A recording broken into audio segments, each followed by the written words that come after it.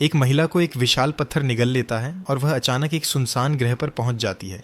जैसे ही वह पीछे मुड़कर देखती है, अंतरिक्ष द्वार पल भर में बंद हो जाता है। ये देखकर सिमिंग बुरी तरह डर जाता है। अच्छी बात बस इतनी थी कि वहां ऑक्सीजन मौजूद थी और गुरुत्वाकर्षण भी लगभग सामान्य था। सिमिंग चमत्कार का इंतजार करता रहा, इस उम्मीद में कि कोई उसे बचाने आएगा। लेकिन कुछ ही दिनों में उसे यह एहसास हो गया कि उसे बचाने कोई नहीं आने वाला। सिर्फ निराशा ही उसका इंतजार कर रही थी। वह चिल्लाया, सूरज कहाँ है? तुमने सूरज का क्या किया? मुझे सूरज चाहिए। तभी उसे समझ आया कि यह एक ऐसा ग्रह है जहां सूरज ही नहीं है। अकेलापन सिमिंग को अंदर से तोड़ने लगा, लेकिन उसके पास हार मानने का कोई विकल्प नहीं था। अगर वह पानी का स्रोत नहीं ढूंढता तो प्यास से मरना तय था। आधा दिन बीत गया, लेकिन पानी का कोई निशान नहीं मिला। आखिरकार उसने पूरी ताकत लगाकर एक रेत के टीले पर चढ़ने की कोशिश की। उसे लगा कि अब शायद कोई उम्मीद दिखेगी, लेकिन ऊपर देखते ही उसने जो देखा वह था एक भयानक रेत का तूफान। पता नहीं कितना समय बीता। जब सिमिंग को होश आया तो वह रेत में दबा हुआ था। किसी तरह बाहर निकलकर वह खड़ा हुआ। तभी उसकी आंखों में जिंदगी की एक किरण दिखी, पानी। उसे इस बात की भी परवाह नहीं रही कि पानी जहरीला हो सकता है या नहीं।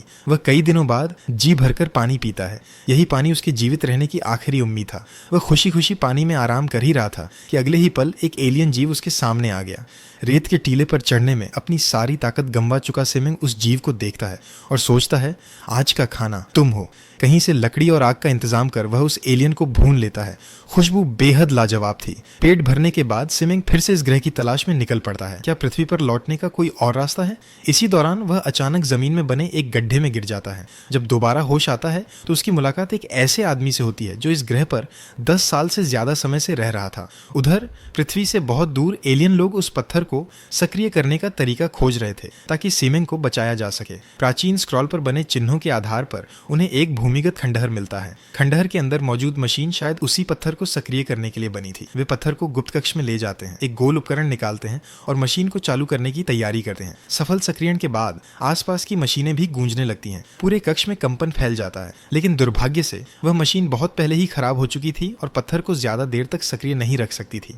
ऐसे नाजुक समय में वेव गर्ल डाइशी अपनी विशेष ऊर्जा सक्रिय करती है। वह मशीन की ही फ्रीक्वेंसी पर खुद को ट्यून कर लेती है और पत्थर को लगातार सक्रिय बनाए रखती है। तभी वह जीव जिसे जांच के लिए भेजा जाना था, अचानक खुद ही रस्सी बांधकर रात के ट्रांसमिशन द्वार में कूद जाता है।